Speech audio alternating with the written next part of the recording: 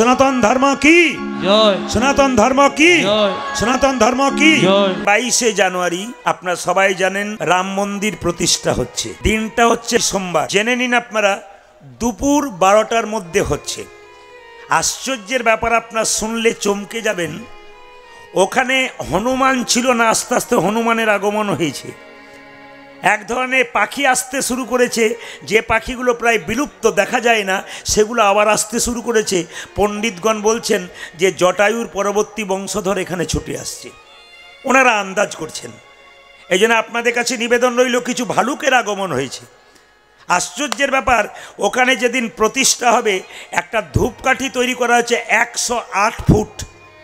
ওই ধূপকাঠিটা 45 দিন ধরে জ্বলবে। ওই ধূপকাঠিতে 300 কেজি গোবর লেগেছে, উপকরণ লেগেছে।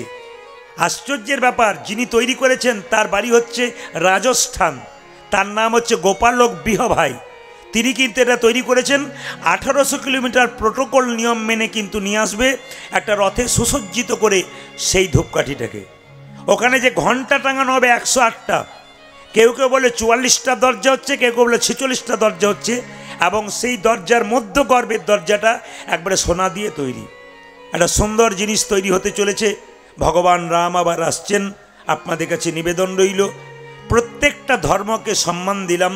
কোনো ধর্মকে ছোট নয়, কোনো ধর্মকে বড় নয়। যারা মহাজন মানুষ হয় তার ধর্মর কথা সবসময় সমান বলে, ধর্ম কোনোদিন খারাপ কথা বলে না। আপনি নিজে বাড়ি তৈরি করবেন, যে যেখানে বসে আছেন বাড়ি তৈরি করবেন, বাড়ির সামনে মন্দির তৈরি করবেন, ভগবানের চরণে তুলসী পত্র দেবেন। যখন বাড়িতে সামনে মন্দির তৈরি করবেন, বাড়ির বাচ্চারা যতবার মন্দিরে ঢুকবে ভগবানকে ততবার দেখবে, তত কৃষ্ণচরণে মতি হবে, ছেলে বিবেক হবে, মনুষ্যত্ব হবে। আমি আপনাদের সামনে বলতে চাই, মা বাবা দুজনকে কীর্তন শুনতে হবে। বাবা মা যদি কৃষ্ণ ভক্ত না হয়, ছেলে মেয়ে জীবনে কোনোদিন কৃষ্ণ ভক্ত হবে না। বাবা হলো বীজ, মা হলো মাটি। মাটি আর বীজ যদি ভালো হয়, ফসল ভালো হবে না, কে বলেছে?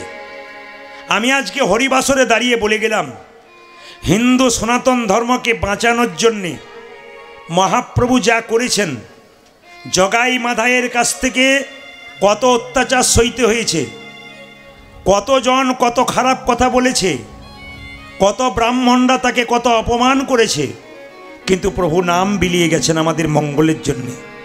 আমি শুধু আপনাদের সামনে বলতে চাই, প্রত্যেকটি বাড়িতে ছেলেগুলোকে কৃষ্ণ ভক্ত করুন। এর জন্যে আপনাদের বলবো, এই দিয়ে তাকাবেন, কৃষ্ণ ভক্ত তৈরি করতে গেলে প্রথম দায়িত্ব মায়ের, দ্বিতীয় দায়িত্ব বাবার। মাকে দায়ী করলেন কেন? মায়ের গর্ভে একটা বাচ্চার জায়গা হয় 10 মাস 10 দিন। এপিজে আব্দুল কালাম বললেন যে একটা মা হলো 100টা স্কুলের সমান, আর একটা বাবা হলো 100টা শিক্ষকের সমান। বাবার বিচার যদি ভালো না হয়, সন্তানের বিচার ভালো হবে না। মায়ের আচার যদি ভালো না হয়, সন্তানের আচার ভালো হবে না। বাঘিনী যখন বাচ্চাদের সাঁতার শেখায়, আগে বাঘিনী জলে নেমে যায়, তারপর বাচ্চাগুলো তার পেছন পেছন নামে। মা যদি ধর্মের পথে এগিয়ে না যায়, তবে সন্তান কোনো মতেই এগোবে না। মায়েরা, ঈশ্বরচন্দ্র বিদ্যাসাগরের মা, তিনি বিদ্যাসাগরের মা। তিনি খালের মা নয়, তিনি বিলের মা নয়, তিনি সাগরের মা। কেন বলুন তো?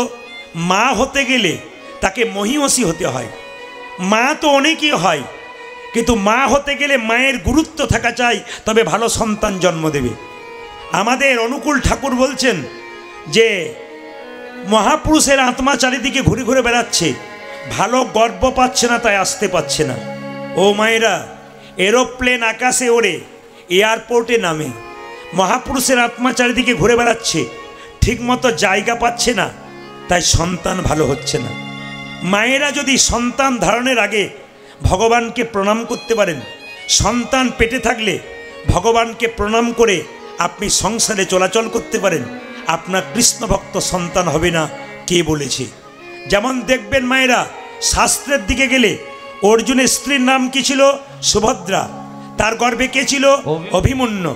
যখন অভিমন্যু পেটে ছিল, মা তখন সুভদ্রাকে তখন কানের মধ্যে অর্জুন চক্রগুয়ে ঢোকার গল্প শুনিয়েছিল। চক্রগুয়ে ঢুকতে পেরেছিল, বেরোবার গল্প বলতে গেছে, মা ঘুমিয়ে গেছে। আপনাদের কাছে নিবেদন, মায়ের জন্য সন্তানটা কম বয়সে কুরুক্ষেত্রের যুদ্ধে মারা গেল। আমি আপনাদের বলতে চাই, ঈশ্বরচন্দ্র বিদ্যাসাগরের মা কেন সাগরের মা হলো? মাকে বলেছিল, মা একটা শাল এনে দিলাম কলকাতা থেকে, তুমি এটা গায়ে নিও, ছেঁড়া চাদর নিচ্ছ। মা শালটা নেয় নাই, বাক্সের ভেতরে ঢুকিয়ে রাখলো। লক্ষ্য করুন, শেষে বলল, মা তুমি এই শালটা নিচ্ছ না কেন?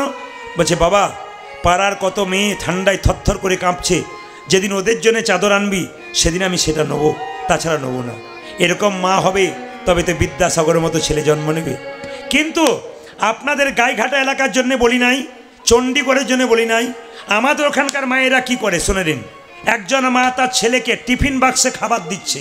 খোকা, এই টিফিন বাক্সে খাবার দিলাম, নিজে খাবি, কাউকে দিবি না, কষ্ট করে করে দেবো আমি খেটে, আর তুই লোককে খাওয়াবি? তোর কি, তোর একদিন কি আমার একদিন? ছেলেকে কান মুড়ে উঠবস করাচ্ছে, বল নিজে খাবি, কাউকে দিবি না? ছেলে বলছে, মা নিজে খাবো, কাউকে দেবো না। ছেলে বড় হলো, চাকরি পেল, বিয়ে করলো, নিজে খেলো, মা বাবাকেই দিল না। আপনি তো শিখিয়ে দিলেন, আপনার বাচ্চাকে তো আপনি তৈরি করে দিচ্ছেন। স্বার্থপর বাচ্চা তৈরি করবেন, আপনি স্বার্থপর মা হবেন। উদার বাচ্চা তৈরি করবেন, আপনি উদার মা হবেন।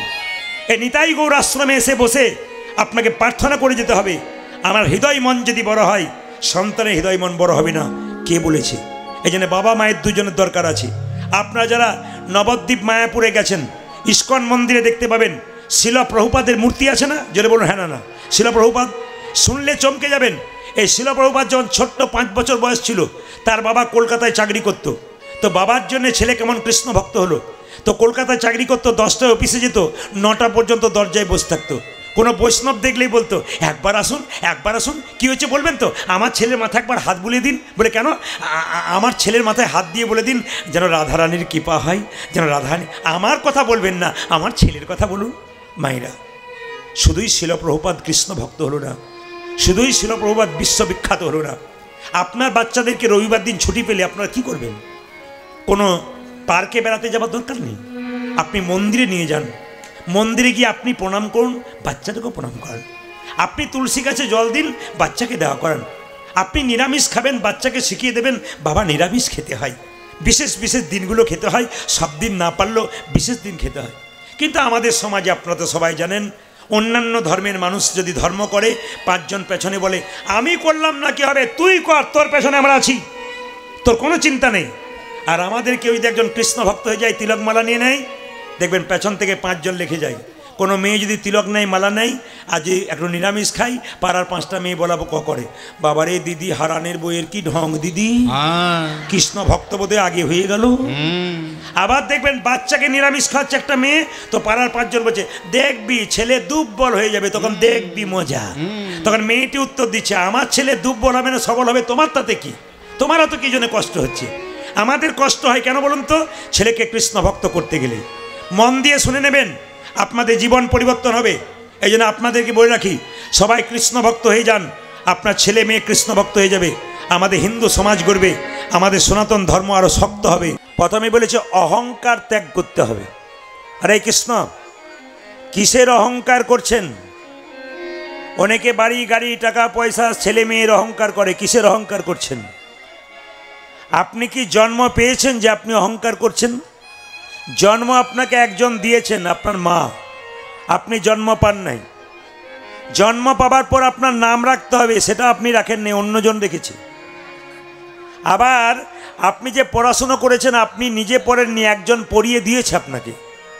শুধু তাই নয়, আপনি যে চাকরি পেয়েছেন, আপনি চাকরি পান নাই, একজন চাকরি আপনাকে দিয়েছে। আবার দেখবেন শেষে যখন শ্মশান ঘাটে নিয়ে যাবে, তখন নিজে যেতে পারবেন না, নিয়ে যাবে অন্যজন। তাহলে সবই যদি অন্যের হয়, তাহলে আপনার কি রইল? অহংকার কিসের? এখনই কীর্তন শুনতে এসছেন, গ্যারান্টি নাই বাড়ি যাবেন। বাড়ি যাবেন গ্যারান্টি নাই, রাস্তাতেই নিতাই গৌর হরিবোল হয়ে যেতে পারেন। আবার শুনে রাখুন, রাত্রিবেলায় শোবেন, সকালবেলায় চোখ খুলবেন, গ্যারান্টি নাই। চোখ খুললে আপনার সকাল হবে, চোখ না খুললে আপনার পরকাল হবে। এইবার লক্ষ্য করুন, ট্রেন আসবার সময় সিগন্যাল দেয়, আমরা জানতে পারি ট্রেন আসে। মৃত্যু আসবার সময় কোনো সিগন্যাল দেয় না, যে কোনো মানুষের যে কোনো মুহূর্তে আসতে পারে। ওই জন্য বারবার আপনাদের কাছে নিবেদন, বাবা কিসের অহংকার, যতদিন বেঁচে থাকবেন সবার সঙ্গে ভালো ব্যবহার করুন। রামকৃষ্ণ পরমহংসদেব বলেছেন, যদি তোমার বাড়ি কেউ যায়, দুটো মিষ্টি জল দিতে পারো না পারো, দুটো মিষ্টি কথা অন্তত বলো, লোকের সঙ্গে ব্যবহারটা ভালো করো। যখন এই সংসার ছেড়ে তুমি চলে যাবে, মারা যাবে, লোকে বলবে আহ লোকটা কত ভালো ছিল, আপনার জায়গা হবে স্বর্গে। দশচক্রে ভগবান। কংসের কারাগারে কৃষ্ণ যখন জন্ম নেয় নাই, কারাগারটা অন্ধকার ছিল, কিন্তু যেই না কৃষ্ণ জন্ম নিয়ে নিল, কারাগারটা আলো হয়ে গেল। মায়েরা, যারা কীর্তন শুনতে এসছেন তাদের প্রত্যেকের কাছে একটা করে কারাগার আছে, ওই কারাগারটার নাম হৃদয় কারাগার। যারা কৃষ্ণ কথা হরি কথা শোনে, তার হৃদয় কারাগারটা চিরকাল আলোকিত হয়ে যায়। আর যারা কৃষ্ণ কথা হরি কথা শোনে না, বলে না, তাদের হৃদয় কারাগার চিরকাল অন্ধকার হয়েই থাকে। এই জন্য আপনাদের কাছে নিবেদন রইল, যে যেখানে বসে কীর্তন শুনছেন, নিজের হৃদয় কারাগারটাকে আলোকিত করতে গেলে ভগবানের নাম শ্রবণ করুন। মন্দিরে গিয়ে কটা আপেল দিলেন, কটা লেবু দিলেন, ভগবান ওইটার দিকে তাকায় না। মন মানা মদ ভক্ত, তুমি তোমার মনটা কতখানি ভগবানকে দিলে সেটাই ভগবান দেখে। কীর্তন শুনতে এসে যদি কেউ আনন্দ মনে কীর্তন শোনে, তবে পরমানন্দের কৃপা তার লাভ হয়। আর কীর্তন শুনতে এসে দেখবেন অনেকের মুখ বাংলার পাঁচের মতো বেঁকিয়ে বসে থাকে, বুঝবেন ভেতরে কিছু গন্ডগোল আছে, এখনো তৈরি হয় নাই। যারা তৈরি হয়েছে তারা সদানন্দ। ভগবানের নাম যত শুনবে তত আনন্দ। চিনির পুতুল যে দিক থেকে খাবেন সেই দিক থেকেই মিষ্টি। হরি কথা কৃষ্ণ কথা, আপনি গৌরলীলা শুনুন, কৃষ্ণলীলা শুনুন, আর ভক্তলীলা শুনুন, সবটাই কিন্তু মিষ্টি যদি আপনি ঠিকমতো গ্রহণ করতে পারেন। এই জন্যে আপনাদের কাছে নিবেদন রইল, সহদেব বাবু যে কথাটা বলে গেলেন খুব দামি কথা, জায়গা সত্যি দিতে পারেনি। আর এগুলো দেখে দেখে আমাদের অভ্যাস হয়ে গেছে। শুধু আপনাদের এখানে নয়, প্রত্যেকটি এলাকায় এলাকায় যত জায়গায় আমরা যাই, মিনিমাম 15,000 ভক্ত প্রত্যেকটি আসরে ভিড় লাগায় কীর্তন শোনার জন্য। শুধু আপনাদের কাছে নিবেদন, যারা দাঁড়িয়ে আছেন কষ্ট করে, তাদের কাছে নিবেদন রইল, বেশিক্ষণ তো দাঁড়াতে পারবেন না, যেন জায়গাটাকে ফাঁকা করে দিয়েন না। আপনার পেছনে বহুজন আছে যারা অপেক্ষা করে আছে দেখব বলে। অনেকে যদি মনে করেন যে প্রদীপ পালকে ইউটিউবে দেখেছি, একবার দেখে চলে যাই, জায়গা ছাড়লে পরের জায়গাটা একজন নেবার জন্য তৈরি হয়ে আছে। তো যাই হোক, সবাই মিলে একবার বলুন, রাধা রানী কি জয়, শ্যাম সুন্দর কি জয়, মদন মোহন কি, হরিবাসর কি, সাধুগুরু বৈষ্ণব কি। কীর্তন কেন শুনবেন? হরে কৃষ্ণ। কীর্তন কেন শুনবেন একটু মন দিয়ে শুনুন। পৃথিবীতে জন্ম নিলেন, বাচ্চা খাবে কি মা ভেবেছে? জোরে বলুন হ্যাঁ না। মা ভেবেছে? বাচ্চা জন্ম নেবার আগে আপনারা হরলিক্স, ল্যাকটোজেন, ন্যাস্ট্রোজেন কিনে আনেন খাওয়াবো বলে। জীব দিয়েছেন যিনি, আহার দেবেন তিনি। মায়ের স্তনদুগ্ধে এমন মধুভাণ্ড দিয়েছে যা পৃথিবীর কোথাও পাওয়া যায় না। ওই জন্য আপনাদের কাছে নিবেদন রইল, মায়ের দুধটা খুব গরম নয়, জিভটা পুড়ে যাবে, তিনি লিমিট দিয়ে দিয়েছেন। মায়ের দুধটা খুব ঠান্ডা নয়, যাতে বাচ্চার সর্দি লেগে যাবে, তিনি ব্যবস্থা করেছেন। মায়ের দুধটা খুব টক নয়, বাচ্চার অম্ল হয়ে যাবে, তিনি ব্যবস্থা করেছেন। মায়ের দুধটা খুব মিষ্টি নয়, যাতে সুগার হয়ে যাবে, তিনি ব্যবস্থা করেছেন। নদীর মধ্যে দিলেন জল, গাছের মধ্যে দিলেন ফল, তিনি আমাদের জন্য এত কিছু করলেন, আমরা তার জন্যে কি করলাম? যদি কেউ আমার জন্যে কিছু করে আর আমি যদি তার জন্যে কিছু না করি, তবে আমাকে যে নেমো খারাম বলবে গো। তা পৃথিবীতে মানুষকুলে জন্ম নিলেন, ভগবান আপনার জন্য এত কিছু করলেন, আপনি কি করলেন? একটা অক্সিজেন সিলিন্ডারের কত দাম? অক্সিজেনটা ফ্রি পাচ্ছেন, নাকের কাছে একটা মিটার বসিয়ে দিন, অক্সিজেনের বিল শোধ করার মতো ক্ষমতা আপনার আমার কারো নাই, যেটা ভগবান দিচ্ছে। ইলেকট্রিক বিল একটু বেশি হয়ে গেলে আমরা চিন্তা করি কেন এত বেশি হয়ে গেল। দিনের বেলায় সব আলো বন্ধ, একটা লাইট জ্বলছে, ভগবান দিয়েছে। তা যিনি আমাদের জন্য এত কিছু দিলেন, আমরা তার জন্যে কি দিলাম? এই মানবিকতা, বিবেকবোধ যার আছে তিনি মানুষ, আর এই বিবেকবোধ যার নাই তিনি মানুষ রূপে জন্ম নিয়েছেন, কিন্তু তার মনুষ্যত্ব নাই, তাকে অমানুষ বলা যেতে পারে। রবীন্দ্রনাথ ঠাকুর বলেছে, মানুষ সবার ঘরে জন্ম হয়, মনুষ্যত্ব সবার ঘরে জন্ম হয় না। তাই আপনাদের কাছে নিবেদন রইল, হরিকথা কৃষ্ণকথা শুনছেন, বিবেকটাকে জাগ্রত করবেন, মনুষ্যত্ব জাগ্রত করবেন, আপনার জীবন সুন্দর হবে। আশ্রমে কীর্তন করতে এলাম, আশ্রমের আ কথার অর্থ কি? আ মানে আরাম, আ মানে আশ্রয়, আ মানে আহার। আশ্রমে এলে তিনটে জিনিস পাওয়া যায়, কি কি? আহার, আশ্রয় আর আরাম। আরাম করে কীর্তন শুনবেন, আপনার মন দিয়ে শুনুন। আজকে সাধু সঙ্গ করতে এসছেন, সাধুসঙ্গ সাধুসঙ্গ সর্বশাস্ত্রে কয়, লবমাত্র সাধুসঙ্গ সর্বসিদ্ধি হয়। তাহলে প্রশ্ন করবেন, প্রদীপবাবু এখানে তো সাধুই দেখতে পেলাম না, সাধুসঙ্গ করলাম কি করে? জেনে নিন মায়েরা, তিলক নিলে, মালা নিলে, গেরুয়া বস্ত্র পরলে, এত বড় বড় চুল রাখলে সাধু হওয়া যায় না। বাজার থেকে কিনতে পাওয়া যায় তিলক, বাজার থেকে মালা কিনতে পাওয়া যায়, কাপড় কিনতে পাওয়া যায়, পড়ে গেলে তো সাধু হওয়া যায় না। কি দরকার? সাধন বলে যে ইন্দ্রিয়কে জয় করতে পেরেছেন তিনি সাধু। একজন মাস্টারমশাই হতে পারে, একজন টোটো চালক হতে পারে, একজন সামান্য চাষি মানুষ হতে পারে, আপনি হতে পারেন, আমিও হতে পারি। যদি ভেতরটা সৎ থাকে তবে তিনি সাধু। এবার আপনারা যে কীর্তন শুনতে এসছেন, অনেকেই সৎ আছেন, বহু মানুষ যাদের পাশে আপনারা বসেছেন কীর্তন শুনতে। সাধু সঙ্গ করলে কি হয়? নারদ ভগবানকে জিজ্ঞেস করলো, প্রভু সাধু সঙ্গ করলে কি হয়? ভগবান বলছে, নারদ তুমি এখান থেকে 200 হাত দূরে যাও, যাকে প্রথম দেখবে তাকে জিজ্ঞেস করবে সাধু সঙ্গ করলে কি হয়।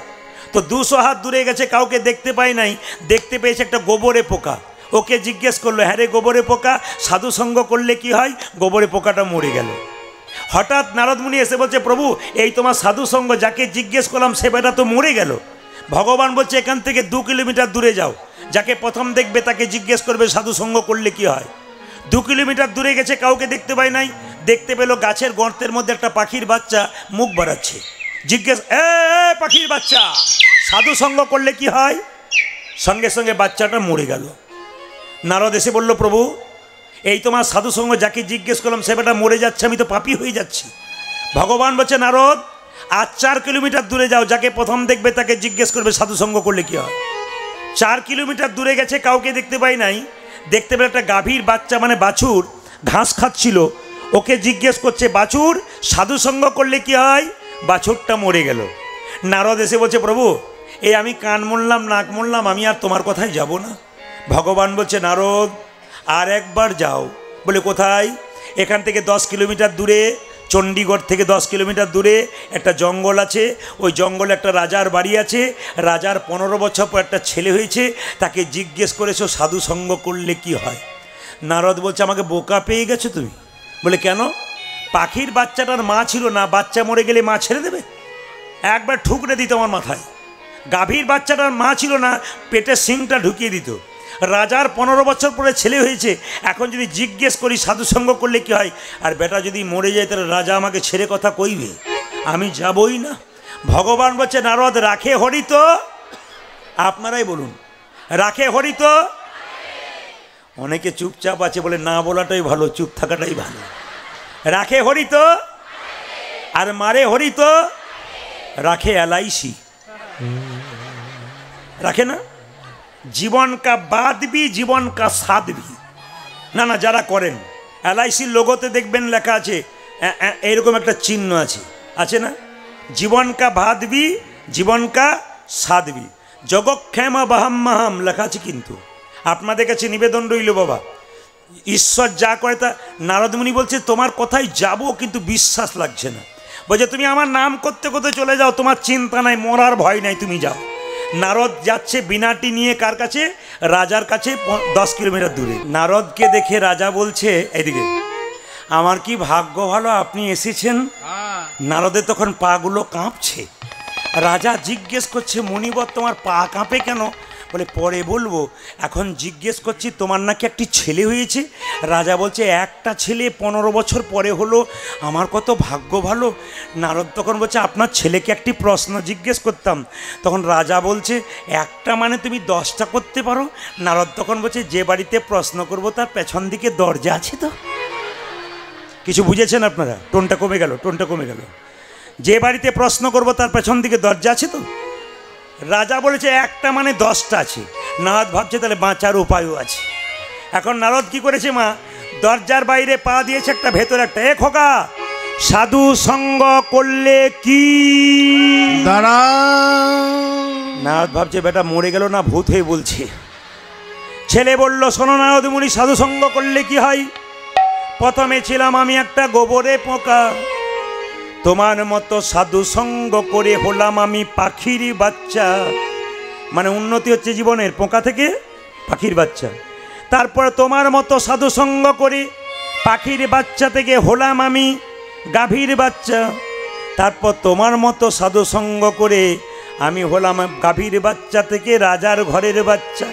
এই জগতে যারা হরি কথা শোনে, কৃষ্ণ কথা শোনে, যারা সাধু সঙ্গ করে, তারা যেমন তেমন ঘরের সন্তান হয় না, পৃথিবীর রাজা ভগবান শ্রীকৃষ্ণের সন্তান হয়ে যায়। যে সাপটার মাথায় নাচ ছিল, ওই সাপটার নাম কালীয় নাগ। ইনি পূর্বজন্মে কে ছিলেন?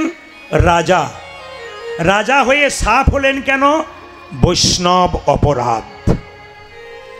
আজকে খবর পেলাম আপনাদের চণ্ডীগড়ে 2টো বাচ্চা হয়েছে। ওই পাড়ায় একটা, ওই পাড়ায় একটা। একটা ছেলে জন্ম নিয়েছে বড়লোকের বাড়িতে সোনার চামচ মুখে নিয়ে, আর একটা ছেলে যখন জন্ম নিয়েছে ভিখারির বাড়িতে, একবেলা খেতে পায় একবেলা পায় না ওর মা বাবা, সেই বাড়িতে জন্ম। প্রশ্ন আমার, তাহলে ছেলে দুটো কি কর্ম করেছিল যার জন্যে ছেলে দুটো কি কর্ম করেছিল যার জন্যে একজন রাজার বাড়িতে একজন ভিখারি বাড়িতে জন্ম নিল? একজনের কর্ম ভালো ছিল, রাজার বাড়িতে। একজনের কর্ম খারাপ ছিল, সে ভিখারির বাড়িতে। কিন্তু জন্ম যেখানে হোক না কেন, পণ্ডিত বলেছে জন্ম হোক যথাতথা, কর্ম হোক ভালো। চন্দ্রধ্বজ রাজা হয়েছিল, কিন্তু তার একবার পেটে যন্ত্রণা হয়েছিল মা। কালীয়নাগ সাপটা পূর্বজন্মে রাজা ছিল, তার নাম চন্দ্রধ্বজ। তার পেটে একবার, আপনারা দেখে নেবেন আগামীকাল থেকে মাইক খুব ভালো হবে। একবার প্রমাণ দেখে নেবেন, কোনো টুঁটা কুঁক আওয়াজ থাকবে না। একবার 100% আসরে বলে গেলাম, কালকে আপনাদের নাম করতে হবে যে প্রদীপবাবু ঠিক বলে গেলেন। আগামীকাল কোনো ডিস্টার্ব হবে না, আজকে হবে। জয় নিতাই, টোনটা বাড়ান। জয় নিতাই, আরও বাড়ান। জয় নিতাই, জয় নিতাই, জয় নিতাই, হরে কৃষ্ণ। লক্ষ্য করুন তো, সাপটা ছিল পূর্বজন্মে কে? রাজা। তার পেটে একবার প্রচণ্ড যন্ত্রণা হচ্ছিল, কেউ ভালো করতে পারছিল না। একজন বলল, রাজামশাই আপনার পেটের যন্ত্রণা ভালো হতে পারে একটা উপায়। বলে কি? আপনি যে রাজবাড়িতে বাস করছেন তার পেছন দিকে একটা সরোবর আছে, পুকুর। ওখানে রাজহাঁস খেলা করছে, ওকে ধরে এনে তাকে হত্যা করে তার পিত্তটা খেতে পারলে তোমার পেটের যন্ত্রণা ভালো হবে। রাজা বলে কথা, রাজহাঁসকে ধরে আনা হলো। যখনই কাটতে যাবে, রাজহাঁসটা চিৎকার করে বলল, রাজামশাই আমাকে হত্যা করবার আগে একটা কথা আছে। আমাকে না মেরে যদি আপনার পেটের যন্ত্রণা ভালো, একটা উপায়ের কথা বলি। বলে কি? না, যে সরোবর থেকে আমাকে ধরে আনলে, সেই সরোবরের উত্তর দিকে একটা গাছের মধ্যে এক মুনি পা ঝুলিয়ে বসে আছে, বৈষ্ণব। তার চরণ ধোয়া জল পান করলে তোমার ভালো হয়ে যাবে পেটের যন্ত্রণা। রাজা বলে কথা, সোনার পাত্র নিয়ে গিয়ে বলল, মণিবর তুমি তোমার ডান পাটা এগিয়ে দাও। দেখলো ডান পা এগিয়ে দিয়েছে, পুঁজ আর রক্তে ভরাচ্ছি, এ জল আমি পান করতে পারবো না। মণিবর তুমি বাঁ পাটা এগিয়ে দাও। বাঁ পা এগিয়ে দিয়েছে, পুঁজ রক্ত তো রয়েছে, তার সঙ্গে পোকা কিলবিল কিলবিল করছে, ছি, এ জল আমি পান করতে পারবো না। কিন্তু রাজা একটা ভালো কাজ করেছিল, জল পান করে নাই, কিন্তু বৈষ্ণবের চরণ ধোয়া জল মাথায় করে এনেছিল। আপনাদের সামনে গঙ্গা থাকলে দেখবেন মায়েরা, গঙ্গা থেকে জল যদি বাড়িতে এনে রাখা হয়, সে জল প্রথমে দেখবেন ঘোলা লাগে, পরে কিন্তু আবার পরিষ্কার হয়ে যায়। প্রকৃত বৈষ্ণবের চরণ ধোয়া জল যদি কেউ বোতলে ভরে রাখতে পারে, দেখবেন জলটা পরিষ্কার হয়ে যায়।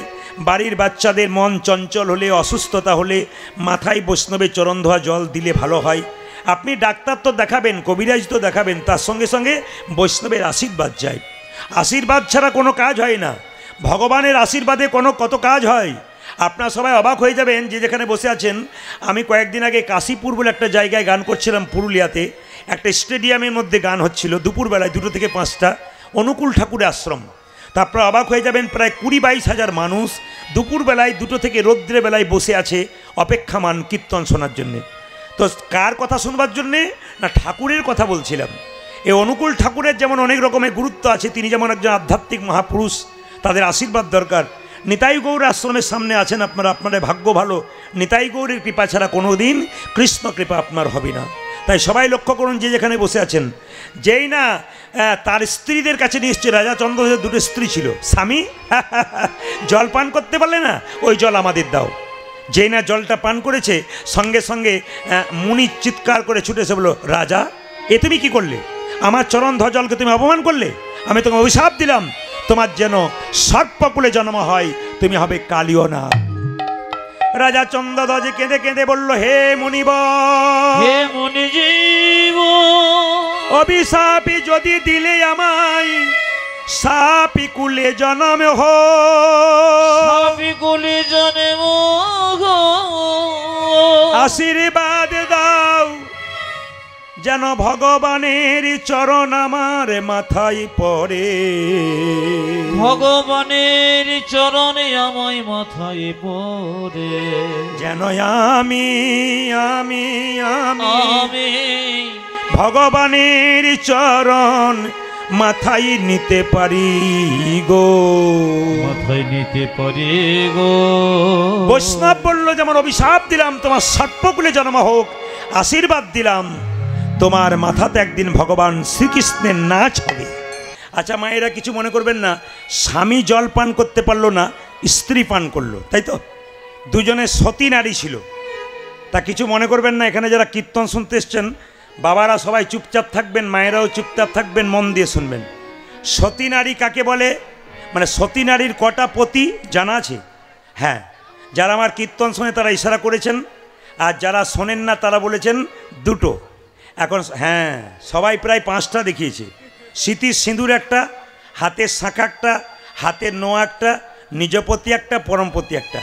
আর সতী নারী কাকে বলে? সকালবেলায় ঘুম থেকে ওঠে স্বামীর চরণে প্রণাম করে যে। আপনারা এতজন মায়েরা কীর্তন শুনতে এসছেন, কে কে স্বামীকে প্রণাম করেন হাত তুলে দেখান। কেউ করে না।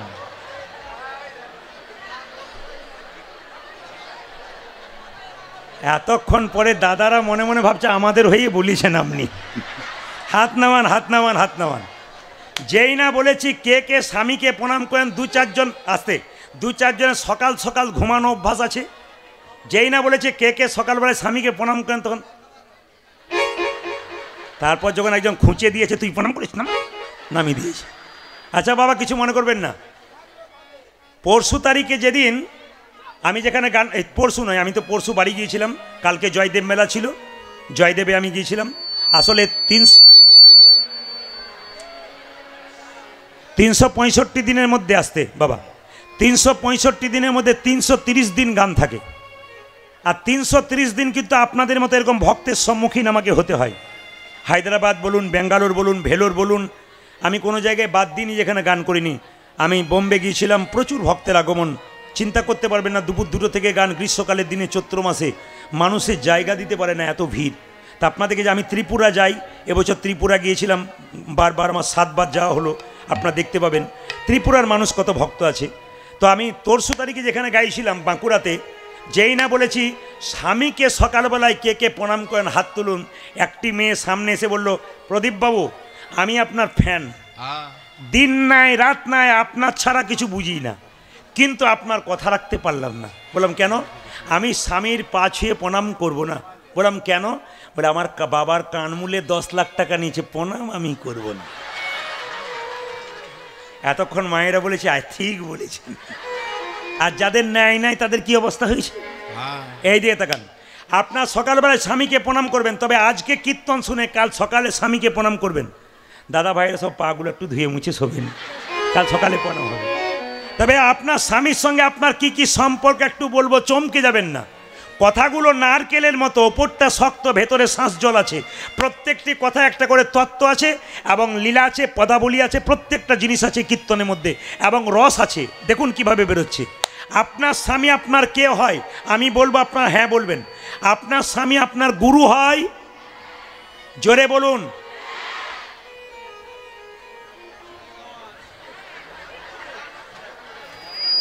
এই আসতে এই আওয়াজটি সব জায়গায় পাওয়া যায়। এই পাশ থেকে যেমন গরু হয় না গরু হয় কি করে বুঝবে? এই কথাটি বলার পর প্রত্যেকটি কমিটির পাশ থেকে এই আওয়াজটা কিন্তু পাওয়া যায়। আবার দু একজন বলে দেখবেন ঘরে গিয়ে কি হয়। আচ্ছা, আপনার স্বামী গুরু হয়? জোরে বলুন হ্যাঁ না না। বাহ, যাক, দেখবেন গুরু হবেন আসতে। আপনার স্বামী আপনার দেবতা হয়? দাদার বলে তাহলে আর হলো কি। আচ্ছা, আপনার স্বামী আপনার বাবা হয়? হয় নাকি? হয় না। এতক্ষণ যারা কীর্তন শোনে তারা বলছে হয় হয় হয়। আসামে গেলে দেখবেন দাদা এই গাড়িতে চাপবো, হয় হয় হয়, মানে এখানে চাপুন আর কি, হয় হয় ওদের ভাষা। তো মায়েরা হয় হয় বললেন, খুব ভালো কথা। আপনার স্বামী আপনার ভাই হয়, ছেলে হয়? কে বলেছিল? বিষ্ণুপ্রিয়া। নিমাইয়ের 24 বছর বয়স, বিষ্ণুপ্রিয়া 14-10 বছরের ছোট বড়। নিমাই যখন সন্ন্যাস নেবে বিষ্ণুপ্রিয়াকে বলল, প্রিয়া তুমি বাপের বাড়ি চলে যাও। বিষ্ণুপ্রিয়া বলল, স্বামী এটা কি বাপের বাড়ি নয়? তুমি আমার বাবা, তুমি আমার ভাই, তুমি আমার বন্ধু, তুমি আমার ছেলে। চুপ করো, সব কথা তুমি খালি এই বাবা ছেলে বলছো। আমি এত বড় পণ্ডিত, লোকে আমাকে নিমাই পণ্ডিত বলে, আমি জানতে পারলাম না স্বামী বাবা হয়, স্বামী ছেলে হয়, তুমি জানলে কি করে? বিষ্ণুপ্রিয়া বলল, স্বামী তুমি যেমন পণ্ডিত মানুষ, আমার বাবাও পণ্ডিত মানুষ, সনাতন মিশ্র। আমি বাবার কাছ থেকে কিছু জিনিস শিখতে পারি। আমাকে যখন দাদারা ধরে আনছিলেন, আপনারা তখন মনে মনে ভাবছিলেন কত বয়স্ক লোকটাকে ধরে ধরে আনছে। কিন্তু ইউটিউবের মাধ্যমে অনেকে দেখে বলে কি বয়স্ক লোক গো। কিন্তু আমার বয়স হলো 50 আমি পা দিয়েছি। কি করবেন, রাত জেগে জেগে অবস্থা খারাপ। তা আপনাদের কাছে নিবেদন রইল, আমার দিকে তাকে। আমার দুটি আমার কন্যা, একটি ভাগ্যলক্ষ্মী, একটি শুভলক্ষ্মী। তো দুটি কিন্তু কলেজ পড়ুয়া। তা ছোটটি আমি যখন কোনো পড়াশুনো করি টেবিলে বসে, ছোটটি কিন্তু আমার পেছনে চুপচাপ বসে থাকে। ও লক্ষ্য করে যে আর কি বলবো বলুন, আর কি বলবো আমি বলুন, আর আমার কিছু বলার নেই আর কি। কমিটি দেখুক, এবার আমার কিছু বলার নেই। হরে কৃষ্ণ। এত ডিস্টার্ব হলে অসুবিধা আছে। হরে কৃষ্ণ লক্ষ্য করুন। ছোটটি আমার পাশে বসে থাকে, যেগুলোতে আমি লাল দাগ দিয়ে রাখি ও ভাবে বাবা লাল দাগ কেন দিল। ওইগুলো পড়ে পড়ে পড়ে পড়ে মুখস্থ করে। কেউ যদি প্রশ্ন করে কিছু আমাকে না পাই, ওকে পেয়ে গেলেই বলে মা বলতে পারবে? বলে কেন বলতে পারবে না, বলে দেবো। ও তখন বলে দেয়। তার মানে বাবা যদি কিছু ভালো জিনিস নিয়ে ঘাঁটাঘাঁটি করে, ছেলে মেয়ে কিন্তু ঘর বাড়ি ত্যাগ করে বলে কৃষ্ণ হরে হরে। তুং দিয়ে যায় বৃন্দাবন, বাড়ি ছেড়ে তো চলে গেছে, ঘর যে তার মনে আছে, এই ত্যাগে পাওয়া যায় না শ্রীনন্দের নন্দন। আপনি ঘর সংসার ত্যাগ করে বৃন্দাবনে যাচ্ছেন, মাঝ রাস্তায় মনে পড়ে গেল মেয়েটার বিয়ে হলো না, ছেলেটার চাকরি হলো না, কি করে যে কি করি, এরকম চিন্তা যার আছে ভগবান পাওয়ার চান্স তার নাই। পাকালা মাছে পাকে থাকে, তুলে দেখো পাকালা মাছ, তুলে দেখো পাকালি মাছকে, বড় হয়েছে সে পাক খেয়ে, বড় হয়েছে সে পাক খেয়ে, কিন্তু পাকালা মাছের গায়ে কোনো পাকের দাগে লাগে না। পাকাল মাছি গায়ে কোনো পাকে দাগে লাগে না। জেনে নিন, 5 কেজি 10 কেজি পাকাল মাছ পাকের ভেতরে থাকে, পাক খেয়ে বড় হলো, তুলে দেখুন শরীরে পাকের দাগ থাকে না। জনক ঋষি রাজা যিনি পূর্ণত্যাগী ছিলেন, তিনি কোনোদিন সংসার ত্যাগ করেন নাই। সোনার পুরীতে বসে থাকতো, মনকে সেজে গোলকে রাখতো। এরকম ত্যাগী হওয়া যায়, গোবিন্দের চরণ পাওয়া যায়। চরণে মায়েরা, 2 ভরি সোনা হলে, এই দিকে তাকান,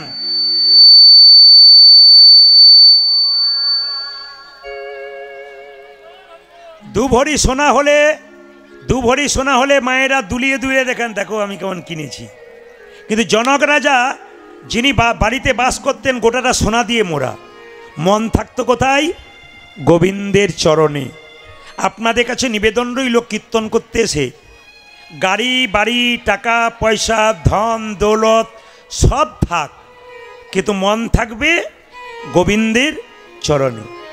একের পেছনে শূন্য দিলে কত হয়? 10, তার পেছনে শূন্য দিলে কত হয়? 100, তার পেছনে শূন্য দিলে কত হয়? 1000, তার পেছনে শূন্য দিলে কত হয়? 10,000, তার পেছনে শূন্য দিলে কত হয়? 1 লক্ষ। লক্ষ যদি কারো এক হয় তবে গোবিন্দের চরণ পাবে। শূন্যগুলো দিলাম কিন্তু এক দিলাম না, তবে শূন্যের কোনো দাম হলো না। দেহ হলো শূন্য, গোবিন্দ হলো এক। যার দেহ শূন্যে এক নামক গোবিন্দ নাই, তার দেহ শূন্যের কোনো দাম নাই। দেহ 0 0 0, কোনো দাম নাই। রসগোল্লা কোনো লাভ নাই, রসগোল্লার লাভ আছে কিন্তু গোল্ড 0, লাভ নেই। সবাই লক্ষ্য করুন, পদ্ম পাতা জলে ভাসে, যখনই বর্ষা আসে বর্ষার জল লাগে পদ্ম পাতার গায়ে। তুলে দেখো পাতাখানা, পদ্মের গায়ে দাগ লাগে না। এইরকম যদি ত্যাগী হওয়া যায় তবে কৃষ্ণের চরণ পাওয়া যায়। পদ্ম পাতার উপরে বর্ষার জল ফটাফট পড়ে, বলুন তো মা, পদ্ম পাতার উপরে কোনোদিন দাগ হয়? হয় না। যারা কৃষ্ণ ভক্ত হয়, হরিকথা কৃষ্ণ কথা বলে, এত দুঃখ শরীরে তবু আনন্দ সবসময় প্রকাশ পেয়ে যাবে। দেখবেন, কিছু মনে করবেন না, যার দেখবেন 2 তলা 4 তলা 6 তলা হচ্ছে, ভগবানকে ভজনা করে না, তাকে জিজ্ঞেস করুন, দাদা কেমন আছেন? আর বলবেন না, খালি টেনশন আর টেনশন। আর দেখবেন যিনি নিতাই গৌরের ভক্ত, দিনের মাথায় কর্ম করে, খাই দাই ঘুমোই, আর ভগবানের নাম করে, দাদা কেমন আছেন? আরে নিতাইয়ের কি পাই, ভালো আছি। মানে এত অভাব তাও কি নিতাইয়ের কি পাই। সে দেখবেন শুলেই নাক ডেকে ডেকে ঘুমায়।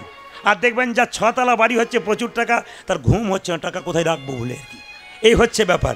তাহলে লক্ষ্য করুন মায়েরা, তাহলে টাকা যেন এমন হয় যে টাকাটা গোবিন্দের চরণে দেওয়া যায়, সেই টাকাটা থাকলে শান্তি পাওয়া যায়, এরকম মনোভাব রাখবেন।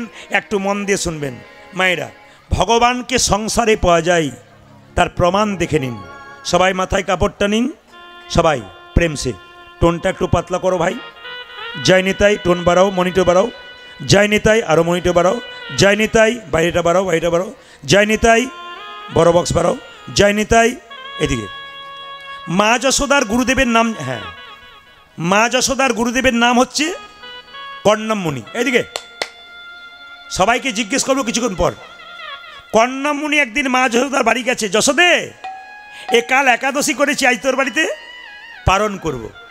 সঙ্গে সঙ্গে যশোমতী বলছে, আপনি বসুন, আমি অন্ন ব্যঞ্জন তৈরি করে সেবা দেবো, আপনি বসুন, অসুবিধা নেই। ভগবান কৃষ্ণ উঠোনে বসে বসে খেলা করছিল, এইটুকু বাচ্চা।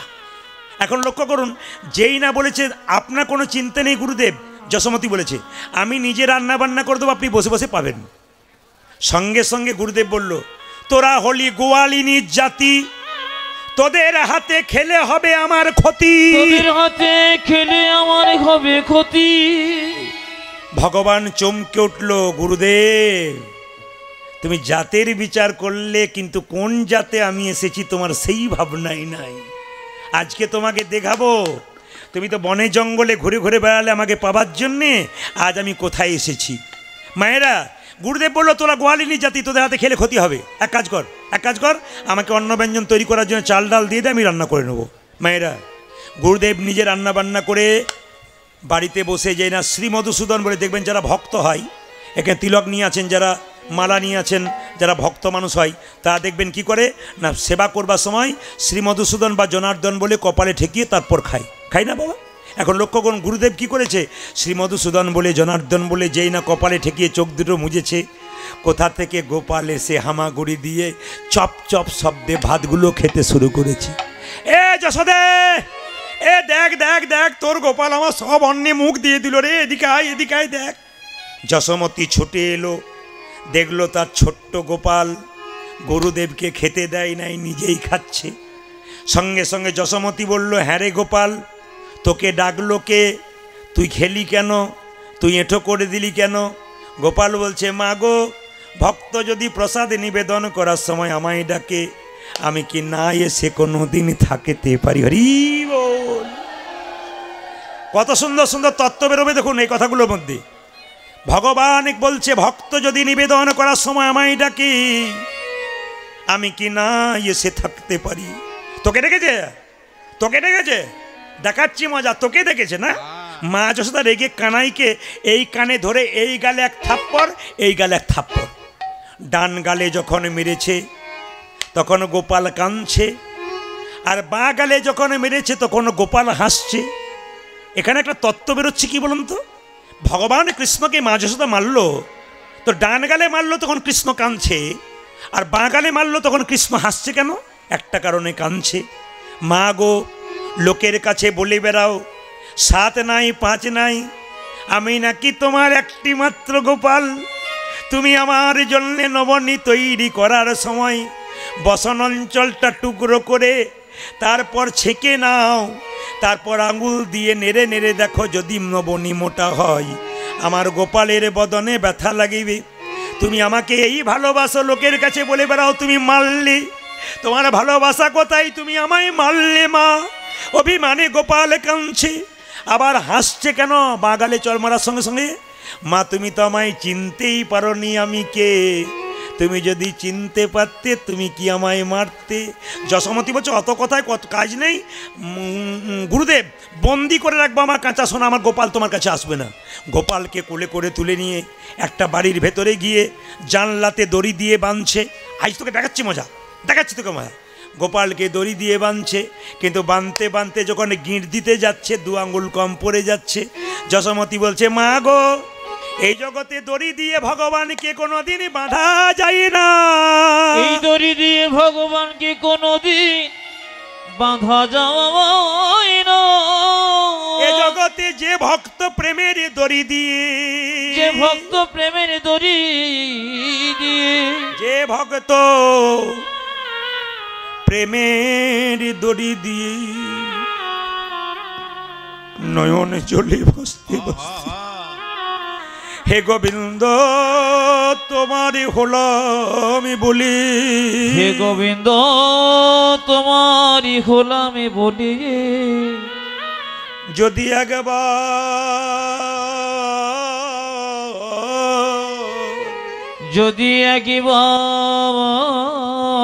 প্রেমের প্রেমের প্রেমের দড়ি দিয়ে বাঁধতে পারে, গোপাল তার বাঁধনে বাঁধা হয়ে যায়। 2 আঙ্গুল কম পড়ছে কেন? বাঁধতে বাঁধতে 2 আঙ্গুল কম পড়ছে কেন? সেই সময় যশোমতি 2টো জিনিস অভাব ছিল, প্রেম আর ভক্তি। ভক্তি ছিল না, জোরে বাঁধছে, প্রেম ছিল না, জোরে বাঁধছে। মা তুমি আমায় বাঁধতে পারবে না, তোকে আমি বাঁধতে পারবো না, দেখাচ্ছি মজা, এইদিকে দেখাচ্ছি মজা। বাড়িতে দরজা দিয়ে শেকল দিয়ে বলল, গুরুদেব বন্দি করে রাখলাম আমার কাঁচা সোনা, আর আমার গোপাল তোমার কাছে আসবে না, তোমাকে চাল ডাল দিলাম তুমি সেবা করো। যেই না গুরুদেবকে আবার চাল ডাল দিয়ে অন্ন ব্যঞ্জন তৈরি করবার জন্য যশোমতি রান্নাঘরে ঢুকেছে, গুরুদেব অন্ন ব্যঞ্জন তৈরি করে শ্রীমধুসূদন বলে সেবা দিয়েছে, দরজা বন্ধ করা আছে, কোথা থেকে গোপাল এসে হামাগুড়ি দিয়ে আবার খেতে শুরু করে দিয়েছে। যশোমতি এ দেখ দেখ দেখ, গোপাল তোর আবার এলো। যশোমতি রান্নাশাল থেকে বলছে আমার গোপাল নয়, ও নিশ্চয়ই কারো ছেলে বটে, পাড়ার কেউ বটে, একবার ভালো করে দেখো। বলে তুই দেখে যা বাইরে একবার বেরিয়ে। যশোমতি বেরিয়ে এসে দেখলো সত্যি তো গোপাল বসে বসে অন্ন খাচ্ছে। ওগো গুরুদেব, এ আমি কি দেখিলাম?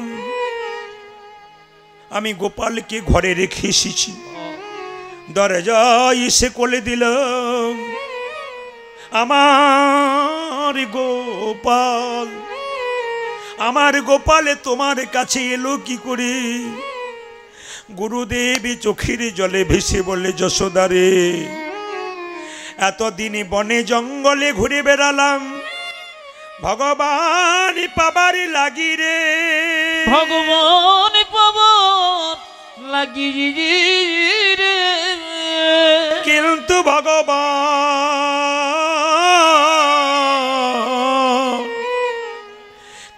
ভগবান পেলাম না। তুই একবার দরজাটা খোল। যেই না দরজা খুলেছে অমনি কি দেখলো জানেন? যশোমতি বলছে, দেখো দেখো গুরুদেব, তো আমি চমকে গেলাম। যশোমতিকে গুরুদেব বলছে, আমিও চমকে গেলাম, বনে জঙ্গলে বেড়ালাম, ভগবান দেখতে পেলাম না, এ আমার কেমন গোপাল। দেখো দেখো, এই যে ঘরে গোপাল বাইরে গোপাল, বাইরে গোপাল, ঘরে গোপাল বাইরে গোপাল,